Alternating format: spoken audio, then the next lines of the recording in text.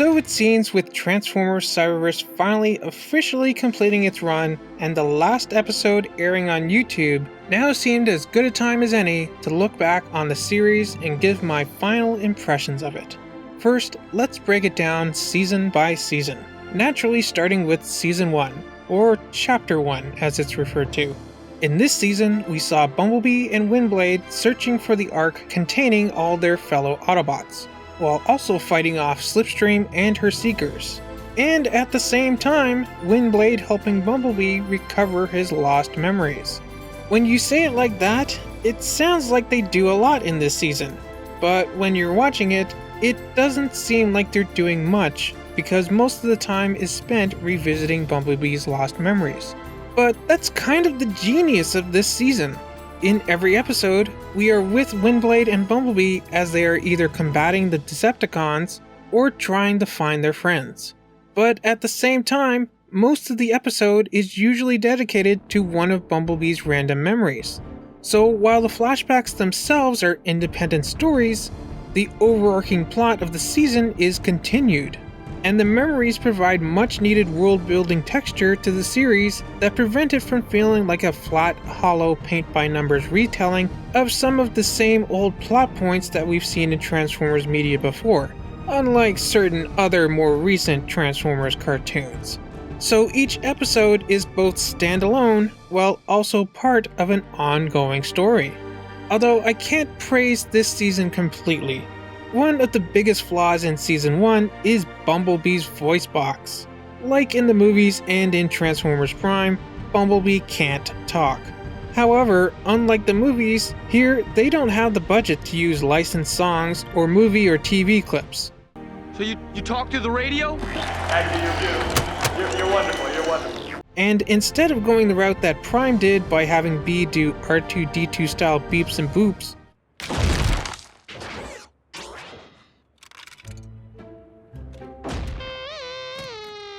No problem. they simply had Bumblebee's voice actor imitate fictional movie and TV lines as if they were coming through his radio. Master, no! But in the end, it just kind of seemed like Bumblebee does have a voice box, but for whatever reason he's limited to doing random impressions of generic catchphrases and words, which is initially very confusing and just becomes tiring after a while. If you're going to pay a voice actor to voice him, why not just have him actually be able to talk? The flashback in Megatron Is My Hero is great and all. It makes Megatron look very menacing, but you know, if Megatron didn't want him to talk, why not just kill him? He can obviously still communicate without a voice. I would sacrifice that one cool moment just to do away with the whole voiceless Bumblebee trope. But overall, I think this honestly might have been the best season of Cyberverse. If not in general, then at least in character development. Again, the genius thing of having these flashbacks every episode is that we get to see little bits and pieces of the war between the Autobots and Decepticons up to this point. From before the war, the Bumblebee and Windblade's first meeting, to the beginning of it, to Optimus getting the Matrix of Leadership, to the loss of the Allspark, to the departure of the Ark, to the very moment Bumblebee landed on Earth. In a way, this season kind of manages to tell 2 seasons worth of story in only one. I think that the episode that best demonstrates this is one of my favorites in this season, if not my number 1 favorite in the entire show, which is the episode Megatrons. I absolutely love everything about this episode. The way that it links together with so many other episodes. Megatrons is where Bumblebee and Windblade go after their first meeting in the episode Cube. It's where Optimus Prime and Megatron can last be seen talking about his speech before their inevitable fallout in Megatron Is My Hero. It's where we establish Wheeljack and Shockwave's friendship and common interest in science as revisited in Secret Science. It's where we saw Deadlock quote-unquote defect to the Autobot side before becoming Drift and eventually turning out to be a double agent as we saw in the Battle for Cybertron. And it's one of the last times where Bumblebee and Windblade were together before Bumblebee departed aboard the Ark. And not to mention, it's where we met the original 13 member himself, Megatron, aka Optimus Prime, who might be my favorite character in all of Cyberverse. I just love the Doctor Who style way he just nonchalantly mentions timey-wimey facts as if others could understand him. And I love how his bar is a sanctuary for all, even in times of war. Honestly, I think that this episode alone is a masterclass in not only how to write a great Transformers episode, but also how to write a good sci-fi episode. When you compare this season to War of Cybertron's Siege, that show basically takes a couple hours to tell what this show does in 10 minutes. And I'd argue that this kids show manages to do it better than the more mature Netflix one. Next, we have Chapter 2, Power of the Allspark. As the title hints, this is where we start to see the fact that, in the end, this is a cartoon designed to sell toys, and it starts to encroach on the show's storytelling, as the first 2/3 of this season is all about the Autobots and Decepticons trying to find the Allspark, getting the Allspark, getting some fancy spark armor, gimmick, sell toys, gimmick. The spark armor felt totally pointless because most of them lose it for little to no reason by the time the episode is over, before eventually the Autobots get the Allspark, fly back to Cybertron, and have a few misadventures along the way. This season definitely felt a bit grander than the relatively small-scale skirmishes between the duo of Bumblebee and Windblade and Slipstream and her Seekers in the first season. I love that they brought back Cheetor as the guardian of the Allspark. It's nice to finally have a Beast Wars character appear in a Transformers cartoon again after, I think the last ones were Black Arachnia and Waspinator in Transformers Animated back in 08 or 09. So it's literally been a decade since we've had any Beast Wars representation. And no, I don't count Arachnid 100%. She may be somewhat based on Black Arachnia, but she's more her own original character than an homage to Beast Wars Black Arachnia. This season left me with a lot of questions, most of which wouldn't even be answered in the next season. Like, what was Bludgeon's deal? Why did he kill Slipstream? Did he have his own agenda like so many other Bludgeons seem to? Why did Starscream create Scraplets? I mean, especially when we get to the end of the series and we see what Megatron's idea of the perfect Decepticon is. Why is it that Starscream created these little Energon leeches? Why didn't he create an army of Super Seekers or something? And why is it that after he lost his Allspark armor, but when he still had the Allspark, why didn't he just give himself new, more powerful Spark armor? What happened to Croaton's citizens? Were they victims of the Quintessons? I guess we're to assume that they were all destroyed, as the Quints probably used up their sparks by the time they got to Cybertron. This was also the season where we lost what made Season 1 so good. The fact that there was an A plot and B plot to each episode. In Season 1, no matter what memories they revisited, it always seemed like they were working towards their goal of finding the Ark. Here, there are no memories, no B plot to fall back on. Instead, it just feels like they are just blindly stumbling forward without a lot else going on. And what little extra character moments or plot there is, don't seem to really amount to much in the end. For example, remember when Grimlock drank Wheeljack's hyperfuel and ran really fast? Why didn't Wheeljack mix up a big batch of that and feed it into the Ark's engines to make the ship go at hyperspeed towards Cybertron? Or how about in the middle of the season, when both the Autobots and Decepticons are trying to find Starscream and the Allspark, but then Starscream brings Jetfire and Skybike to where he's hiding, thus leading both factions right to him in the next episode. Why? Why even give Jetfire and Skybite spark armor? What, did he think that one of them would wipe out the other faction for him? Like how he wiped out his own loyal Seekers? He would have been better off staying hidden and coming up with a better plan. You're an idiot, Starscream! Chapter 2 is probably the weakest season overall, in my opinion. Bringing us to Chapter 3, Bumblebee Cyberverse Adventures. Which, ironically, Bumblebee's adventures take up less than a third of this season. Oh, wow. This is the season where things really started to pick up. We start off with the Battle for Cybertron 4-parter, which feels like it could be a TV special and not just part of the regular season. Then it abruptly switches to the Matrix, the Loop part of the Quintesson arc, with only Hot Rod to tie the two together.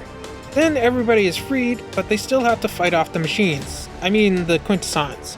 Megatron takes off, the Alliance is about to lose, but then look at this! Megatron is back, and he's got new toys.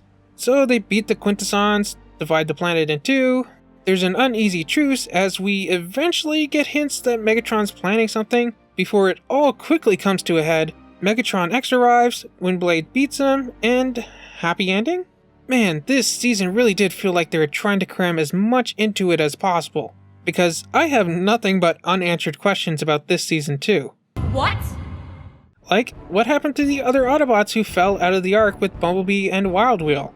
What happened to the Dweller Cthulhu Titan? Who was Thunder Howl's Prime? And what does McAdam transform into? This was also the season where I most felt like they could do certain things differently. Like when Megatron takes off at the end of The Judge, and then comes back at the end of the four-parter The End of the Universe. It feels like almost no time has passed. I think there should have been an episode in between that focused solely on Megatron and Dead End traveling the multiverse. They didn't need to show our Megatron stealing the Matrix from Megatron X yet. They could save that for the end of the season, but I think it would have been a cool idea to have Megatron visit other Cyberverse-like universes. Or, totally different universes would have been better, but they obviously didn't have it in the budget. But have him visit other universes and discover that they have already been ravaged by Megatron X. Maybe find some alternate universe versions of Autobots and Decepticons who have somehow survived. He asks them for help, and they give him upgrades and join his team. Then when our Megatron shows up again, not only is he powered up, but his power-ups mean something. And he's not only joined by Astro Train and a few Insecticons, but instead he is joined by a handful of multiverse doppelgangers. And maybe, like Megatron X's backstory, they're all based on a previous episode of the show where things went differently. For example, maybe in one universe, Hot Rod was infected by the Plague of Rust instead of Blur, and he sacrificed himself to save Blur and Bumblebee. But then Megatron X destroyed his universe, and he became angry and stopped being the fun-loving guy that we met in Terminal Velocity. So instead, we get an angsty Blur as a member of Megatron's multiverse team. Maybe there's a version of Slipstream where in her universe, she didn't get stabbed in the back, and the Autobots and Decepticons work together to defeat Starscream, and maybe even call the truce. But once again, they were all wiped out by Megatron X, except for her somehow. So now we have a lonely, semi-heroic Slipstream. Or, keeping with my unintended theme of bringing back dead characters, maybe there's a Cheetor who somehow survived the Battle of Cybertron because he didn't sacrifice himself to fix Shockwave's corruption of the Allspark. Because he didn't need to. Because instead of sacrificing himself, in this universe, Shockwave usurped Megatron like he hinted at in the episode Secret Science, but was soon defeated by the Autobots before they too were visited by Megatron X. Something that would have really fleshed out the multiverse, made it seem like there was more time between Megatron's departure and return, and really helped foreshadow the coming of Megatron X. But yeah, this season and Season 1 are in pretty close contention for me as to which one is the best. This one definitely has a lot more going on, but I think Season 1 was paced better and had better character development thanks to the smaller cast. Which brings me to my biggest gripe of this series. And no, it's not the animation errors, even though there are more than there should be in my opinion, and some are really quite obvious that I'm surprised that they didn't catch them. No, my main gripe with this series is the runtime. 11 minutes is not long enough. This show needed to have the same episode count, but at 22 minutes apiece instead. And as I hinted earlier, I think there needed to be an A and a B plot to every episode. When you compare this series to some of the greatest Transformers series of the past, you'll find that even some of the worst episodes have at least a little moment to offer that makes the whole thing worth it. The Low Road from Beast Wars is probably one of my least favorite Beast Wars episodes, but even it has the B-plot of Rat Trap and Dinobot arguing while trying to find Tarantulas' lab to get the cure for Rhinox. Yes, it's just them squabbling with each other, as they usually do, but without them fighting all the time, it would have made this scene less impactful. But it's nice to know where you stand. Upwind of you for preference, Herman. Or take the episode Scrap Heap from Transformers Prime. Yes, the main plot of this episode ranges from a little slapsticky at times, to more comedic horror, to downright horror, but then it's cut with Optimus Prime and RC freezing to death in the cold, them coming to accept their fate and sharing their respect for each other in what could be their last moments. It's a very touching story, which happens to be mixed in with Bulkhead screaming like a little girl. Did you just scream like a little girl? No. Forget having multiple stories in an episode. Even just having more time in an episode can help create something decent in even the worst episode. Take Child's Play for example. Hi, I'm Chucky. No, not that Child's Play. The G1 episode Child's Play. Arguably not only one of the worst episodes in the original series, but probably one of the worst in all of Transformers. Yes, the main plot of the episode is complete trash, full of continuity and logic errors, and home of probably the worst animation error in all of Transformers. But those first few minutes in the baseball stadium is totally worth it. That's the kind of campy fun that G1 is known for. Or how about an example outside of Transformers? Take one of my favorite episodes from Batman, the animated series, Almost Got 'Em. In this episode, the Joker, Penguin, Killer Croc, Two-Face, and Poison Ivy take turns telling stories about the time they nearly got the better of the Caped Crusader. Nearly each villain has a few minutes dedicated to their own little story, the only exception being Killer Croc. And? I threw a rock at him. It was a big rock. And the other rogues do nothing but give him this look for a good 5 seconds or so. When in Cyberverse do you have time for a comedic pause like that? Not to mention, and I'm about to spoil this whole episode for you, so if you haven't watched it, I highly suggest either pausing this video and doing so, or just skip ahead a minute, because this episode's great. But spoilers, the big reveal of this episode is that Killer Croc has actually been Batman in disguise this entire time. And you think that this is just a collection of random stories, but Joker's story plays right into the B plot of this episode, or is it the A plot? Which is that Batman needs to find out where the Joker has taken Catwoman. And then it's revealed that everyone in the bar or club or wherever they are all undercover police officers. And then Batman saves Catwoman and there's a little bit of romance between them. It's just a beautiful episode how you think it's just this little cute villain's night out story of them talking and playing cards, but then it's revealed that there's this whole other story behind the stories, and you get so many great character moments, it's magnificent. But what else do you expect from what is literally the greatest cartoon of all time? Okay, how about another example? How about one from Reboot? Still a great cartoon, done by Mainframe in their prime, the same studio and the same time as Beast Wars, but maybe a few notches below Batman.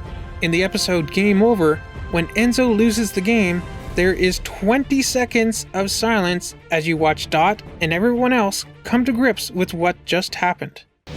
Game over. Here it goes. Get ready.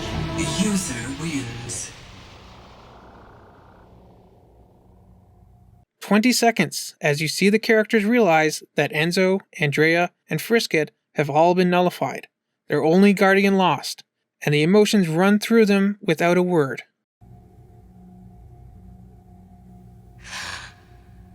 Enzo. No.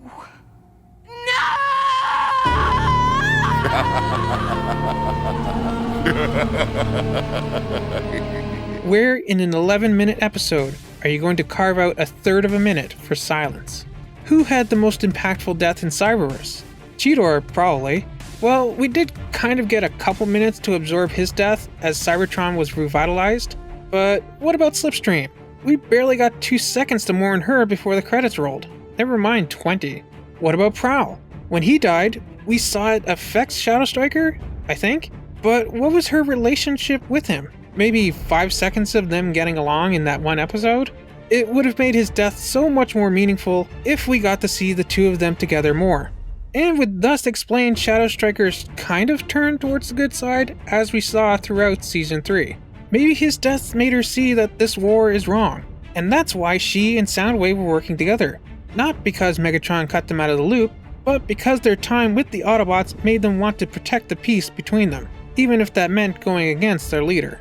But by restricting these Cyberverse episodes to 11 minutes, there is no time for anything. Look back at what made Beast Wars so great originally. The fact that the cast was limited to only a handful of characters on either side meant that they had more time to focus on select characters. That's why that series is commonly hailed as the greatest Transformers series of all time, and why the best series after it, like Animated and Prime, followed Beast Wars' example and kept it to a small cast. And while this show didn't have a cast as huge as G1's, it was still small enough that I think if we just had more time with these characters, this series might have been one of the best Transformers series around. I mean, I think it's far from the worst Transformers series we've had, but I think the lack of time to flesh out its characters and stories prevents it from being in the top 5 along with the likes of Beast Wars and Animated.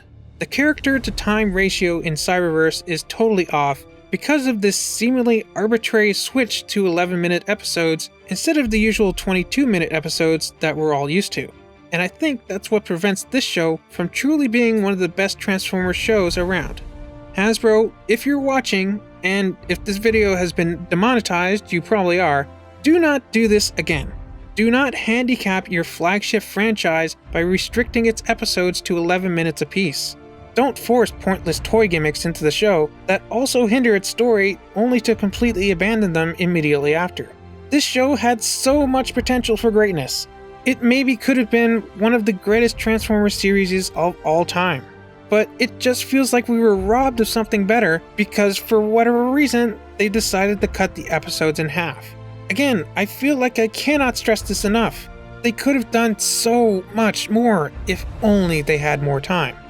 So that basically sums up my thoughts on Cyberverse.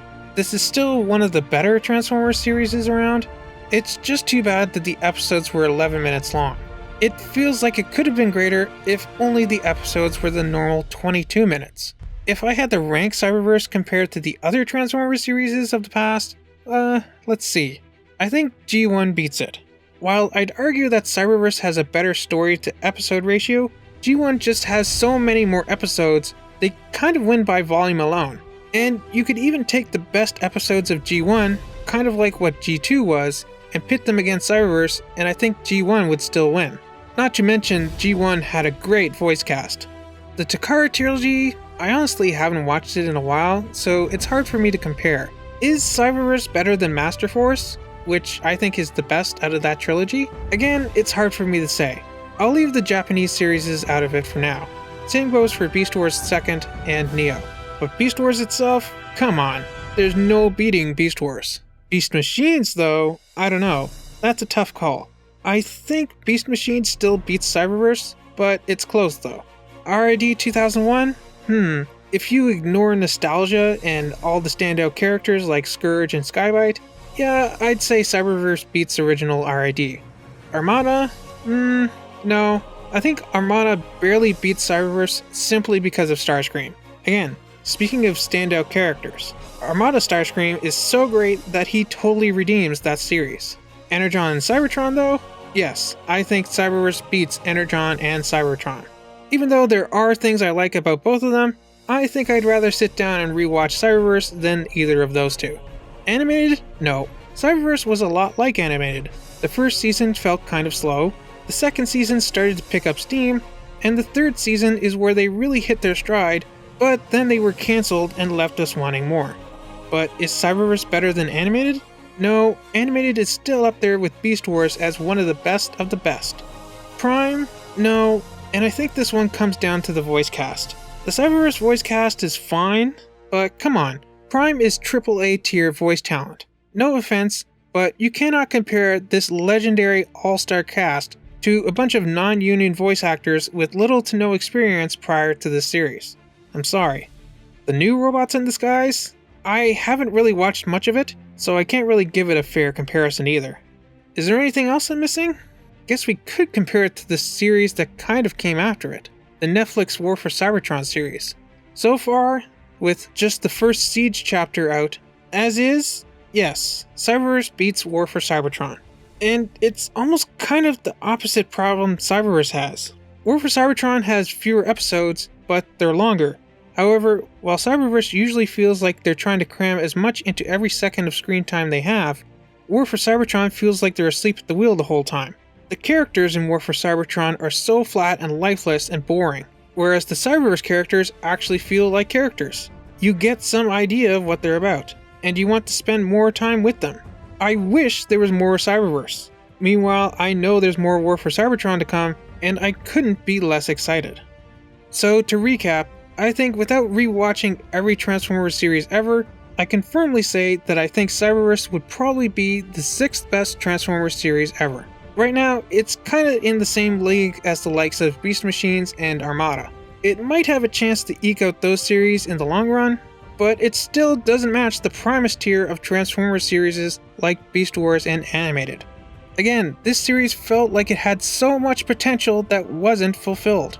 My hope is that somehow we'll get a sequel series to Cyberverse that will finally be given the time and budget it deserves. And who knows, maybe we could even do what Cyberverse does best and flash back to some of the events of the previous series and help expand upon them and flesh them out more and answer some of those lingering questions. But I think I've gone on long enough. As always, let me know your thoughts on Transformers Cyberverse as a whole down in the comments. Remember to like, subscribe, and do all that other fun stuff. And join me next time for more Transformers news and reviews.